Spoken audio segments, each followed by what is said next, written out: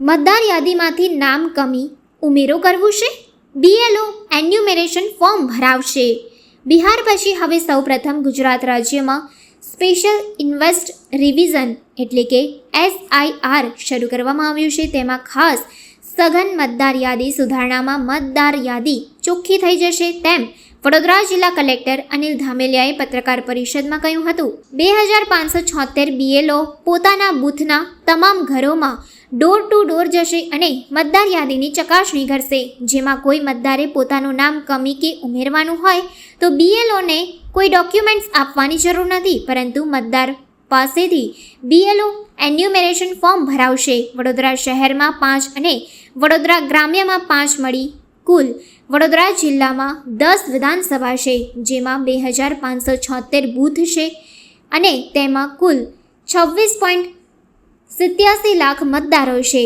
ત્યારે દરેક બૂથ માટે BLOની નિમણૂક કરાઈ છે. ત્યારે આજે જિલ્લા કલેક્ટરે સાંજે પત્રકાર પરિષદને સંબોધતા કહ્યું હતું કે આગામી 4 નવેમ્બર 2025થી 4 ડિસેમ્બર 2025 સુધીના 1 મહિનામાં BLO ઘરે ઘરે જઈને મતદાર યાદીની ચકાસણી કરશે. BLO મતદારો પાસેથી કોઈ પણ ડોક્યુમેન્ટ નહીં લે, માત્ર એન્યુમરેશન ફોર્મ ભરાવશે, જેમાં અગાઉની મતદાર યાદી પ્રમાણે કેટલીક વિગતો ભરેલી હશે. તેમણે ઉમેર્યું હતું કે BLOને કોઈ મતદાર ઘરે મળી ન આવે તો તે તારીખ 4 નવેમ્બરથી 1 માસ સુધીના સમયગાળા દરમિયાન 3 વાર જશે અને ચકાસણી કરીને ખરાઈ કરશે. ચૂંટણી પંચ દ્વારા માન્ય એવા 13 પ્રકારના આધાર પુરાવા સાથે મતદાર પોતાની ખરાઈ કરાવી શકશે. આ ખાસ સઘન સુધારણા કાર્યક્રમ દરમિયાન મૃત્યુ, કાયમી સ્થળાંતરી અને ડુપ્લિકેટ મતદારોને દૂર કરાવશે. નવા લાયક મતદારોનો ઉમેરો કરવામાં આવશે અને મતદાર યાદી ચોખ્ખી કરવામાં આવશે. ખાસ કરીને જિલ્લામાં સ્થળાંતરિત કરનાર મતદારો માટે આ હેલ્પ ડેસ્ક ઊભા કરાશે. 27મી ઓક્ટોબરના રોજ ઇલેક્શન કમિશન ઓફ ઇન્ડિયાએ સ્પેશિયલ ઇન્ટેન્સિવ રિવિઝન માટેની જાહેરાત કરેલી. પ્રથમ તબક્કામાં બિહાર રાજ્યની અંદર સ્પેશિયલ ઇન્ટેન્સિવ રિવિઝન હાથ ધરવામાં આવેલું. ત્યાર પછી ગુજરાતની અંદર આપણે મતદાર યાદીમાં સ્પેશિયલ ઇન્ટેન્સિવ રિવિઝનની કાર્યવાહી હાથ ધરીએ છીએ. સ્પેશિયલ ઇન્ટેન્સિવ રિવિઝનની કાર્યવાહી એ પ્રકારની છે કે જે દરમિયાન તમામ મતદારોને આપણે નવેસરથી એક એન્યુમરેશન ફોર્મ આપીશું. BLOs તમામ ઘરે હાઉસ ટુ હાઉસ જશે. સામાન્ય રીતે આપણે જે સઘન સુધારણા કરીએ છીએ એના કરતાં થોડી અલગ પ્રકારની એક્સરસાઇઝ છે, જેમાં તમામ આપણે મતદારો પાસે જઈશું, એમના એન્યુમરેશન ફોર્મ સ્વીકારીશું. આ સમગ્ર પ્રક્રિયા આપણી 4 તારીખથી ચાલુ થવાની છે અને 4 ડિસેમ્બર સુધી આ પ્રક્રિયા ચાલુ રહેવાની છે. જે દરમિયાન તમામના ડોક્યુમેન્ટ્સ કલેક્ટ કરીને આપણે તમામને ત્યાર પછીના તબક્કે એક ડ્રાફ્ટ મતદાર રોલ પ્રસિદ્ધ કરીશું. એના પછીના તબક્કે વાંધા સુનાવણી હાથ ધરવામાં આવશે. દરેક ERO આમના જે ઇલેક્ટોરલ રોલ ઓફિસર હોય એ વાંધા સુનાવણી એમની કરશે અને ત્યાર પછી વાંધા સુનાવણીના અંતે આપણે આખરી મતદાર યાદી પ્રસિદ્ધ કરીશું. આમની અંદર વિશેષ કરીને આ એક્સરસાઇઝ અગાઉ 8 તબક્કે થયેલી છે. છેલ્લે 2002થી લઈને 2004 સુધીમાં પ્રક્રિયા થયેલી હતી અને એ જ પ્રક્રિયા આપણે અત્યારે હાલના તબક્કે કરીએ છીએ. આમની અંદર અલગ અલગ પ્રકારના 13 ડોક્યુમેન્ટ્સ ઇલેક્શન કમિશન ઓફ ઇન્ડિયાએ ધ્યાનમાં રાખેલા છે.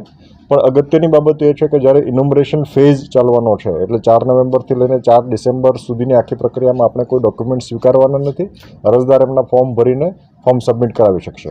સાથોસાથ આમની સાથે આપણે નવા મતદારો હોય એ નવા મતદારોને પણ આમાં જોડી શકાશે. ઇલેક્શન કમિશન ઓફ ઇન્ડિયાની નવી માર્ગદર્શિકા પ્રમાણે અત્યારે હવે 4 એલિજિબિલિટી ડેટ જે નક્કી કરવામાં આવી છે એ મુજબ જે પણ એલિજિબલ થતા હોય એ તમામ મતદારોમાં દાખલ થઈ શકશે. આના સિવાય એડવાન્સ એપ્લિકેશન પણ આપણે સ્વીકારીશું, જેથી કરીને કોઈ મતદારની ઉંમર હજુ 18 વર્ષ નથી થતી, 3 મહિના પછી કે 6 મહિના પછી એમની જો મતદાતાની ઉંમર 18 વર્ષની થતી હોય તો પણ એડવાન્સ એપ્લિકેશન કરી શકશે અને ત્યાર પછીના તબક્કે એમને યોગ્ય જ્યારે એમનો એ 18 વર્ષની ઉંમર થાય ત્યારે મતદાતા તરીકે નામ જોડાઈ શકશે. આ સમગ્ર પ્રક્રિયાની અંદર આપણે લોકો પાસેથી વિશેષ કરીને આપના મારફતે એ પણ અપીલ કરીએ છીએ કે વડોદરાની અંદર અલગ અલગ 10 આપણી વિધાનસભા વિસ્તાર છે ત્યાં એક્સરસાઇઝ થવાની છે. BLO દરેક ઘરે ઘરે જશે. આમની સાથે સાથે આપણા BLAs જે બૂથ લેવલ એજન્ટ્સ હોય એ પણ અલગ અલગ પોલિટિકલ પાર્ટીના એપોઇન્ટ થયેલા હોય એ પણ આ પ્રક્રિયામાં જોડાઈ શકશે અને એમના મારફતે પણ એન્યુમરેશન ફોર્મ આપી શકાશે. દરેક મતદારો પોતે આમની અંદર સક્રિયતાથી ભાગીદાર થાય આપણે એમની અંદર આપનું નામ દાખલ થાય એ અપેક્ષિત છે. આપણે સાથોસાથ આપણી જે 2002નો મતદાર યાદીનો જે આપણો ઇલેક્ટરલ રોલ હતો એમની અંદર જેમના મતદારોના નામ હોય અથવા મતદારોના રિલેટિવ્સના નામ હોય એ નામોની ચકાસણી કરીને એક મેચિંગ અથવા એક લિંકિંગ, જો મતદાર પોતે ત્યારે ઉપસ્થિત હોય તો એ કિસ્સાની અંદર એમનું મેચિંગ થશે.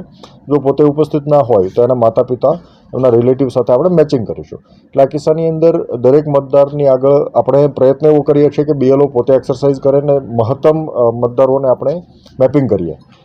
મતદાર પોતે પણ આ બાબતે જ્યારે એમનો પોતાનો ઓનલાઈન આપણે ચકાસણી કરી શકાશે અને એમના આધારે ચકાસણી કરીને મતદાર પોતાનું 2002ની મતદાર યાદીમાં નામ હતું એની વેરિફિકેશન કરી શકશે અથવા એમના રિલેટિવ એના માતા પિતાનું નામ જે છે એ રિલેટિવનું નામ પણ એમાં જો હોય તો એની પણ ચકાસણી કરી શકશે.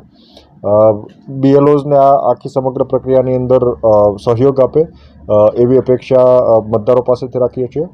સાથોસાથ આપણે આપણા પ્રિન્ટ અને ઇલેક્ટ્રોનિક મીડિયા આગળ અપેક્ષા એ પણ રાખીએ છીએ કે એમની બહોળી પ્રસિદ્ધિ આપણા મારફતે થાય, લોકો સુધી માહિતી પહોંચે, જેથી કરીને અન્ય કોઈ અફવાઓ ના ફેલાય. બિહારની અંદર ખૂબ સક્સેસફુલી આ આખી એક્સરસાઇઝ કરેલી છે, જેથી કરીને આપણે મતદાર યાદીને સમગ્ર રીતે રિફાઇન કરી શકીએ. આમની અંદર મુખ્ય ઉદ્દેશ એ છે કે ઘણા બધા સમયથી BLO જ્યારે ફિલ્ડમાં કામગીરી કરતા હોય ત્યારે માઇગ્રેશન ખૂબ વધારે થયેલું હોય, શિફ્ટિંગ થયેલું હોય, ઘણા બધા મતદારો સ્થળ ઉપર એબસન્ટ હોય અથવા ઘણા બધા મતદારોનું નામ માનો કે મરણ થયું હોય એમ છતાંય મતદાર યાદીમાં ચાલુ રહ્યું હોય.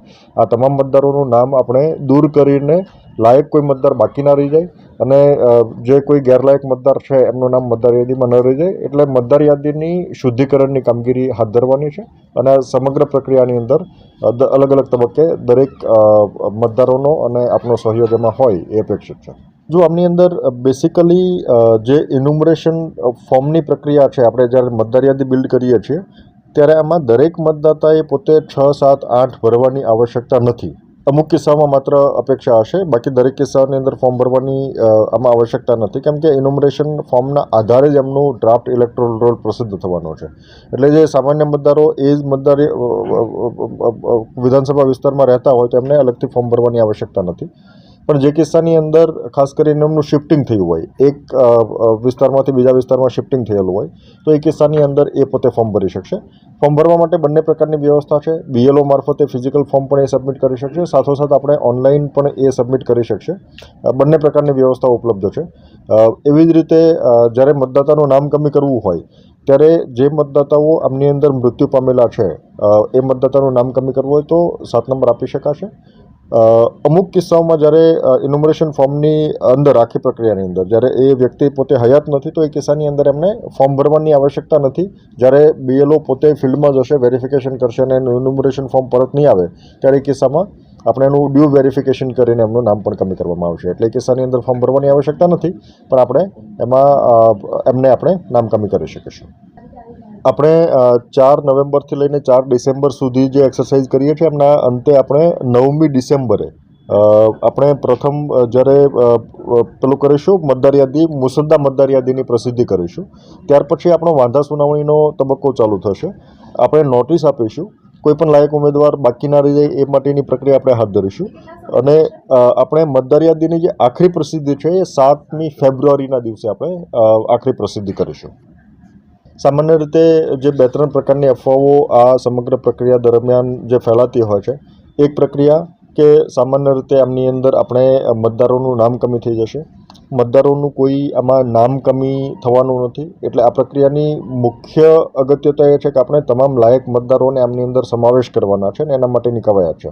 એટલે આમાં કોઈ મતદારોનું નામ કમી થઈ જાય એ પ્રકારની કોઈ ગુંજાઈશ નથી. પણ અગત્યનું એ છે કે દરેક મતદાતાએ પોતાએ ઇન્યુમરેશન ફોર્મ આપણે સબમિટ કરવું પડશે. એટલે પહેલી એક અફવા આ પ્રકારે સામાન્ય રીતે ફેલાતી હોય છે. બીજી અફવા સામાન્ય રીતે એ પ્રકારે આપણે ઘણી વખત ખાસ કરીને બિહારનું સ્પેશિયલ ઇન્ટેન્સિવ રિવિઝન થયું એ તબક્કા દરમિયાન પણ ફેલાયેલી હતી કે આમની અંદર એક સાથે બલ્કમાં નામ ડિલીશન થતા હોય અથવા નીકળી જતા હોય. ઇન્યુમરેશન ફોર્મની પ્રક્રિયા જ એવી છે કે એમાં બલ્કમાં નામ નીકાળવાને કોઈ અવકાશ નથી. BLOs તમામ જગ્યાએ જશે, ડ્યુ વેરિફિકેશન કરશે અને અને ત્યાર પછી જ આપણે એમાં નામો દાખલ થશે. એટલે આ પ્રક્રિયાના અંતે બની શકે કે ઘણા બધા નામો જે એમાં આઈધર એમનું ડેટ થયેલું હોય અથવા શિફ્ટિંગ થયેલું હોય, તો એકસાથે બલ્કમાં આપણે એમાં ઘટાડો થતો હોય અથવા વધારો થતો હોય. એટલે એમાં ફેરફાર જે સામાન્ય મતદાર યાદીની પ્રક્રિયા દરમિયાન નથી થતા, એના કરતાં અહીંયા ફેરફાર વધારે થતા હોય છે. એટલે આ કિસ્સા દરમિયાન સ્વાભાવિક છે કે એમાં સુધારા વધારો થવાનો અવકાશ વધારે હોય, પણ એમના એવો ક્યાંય એમાં એવું ગુંજાઈશ નથી કે બલ્કમાં કોઈના નામ ડિલિશન થતા હોય.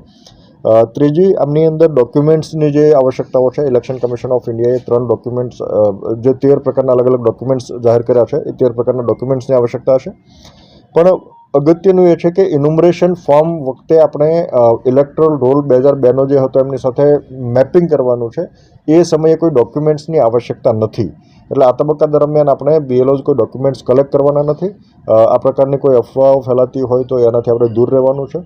આ સમગ્ર પ્રક્રિયા ઇલેક્શન કમિશન ઓફ ઇન્ડિયા મારફતે જે ગાઈડલાઇન આપવામાં આવેલી છે, સ્પષ્ટ ગાઈડલાઇનને અનુસરીને સઘન રીતે એ પ્રકારે જ કરવામાં આવે છે અને એ જ પ્રકારે આપણે સમગ્ર કામગીરી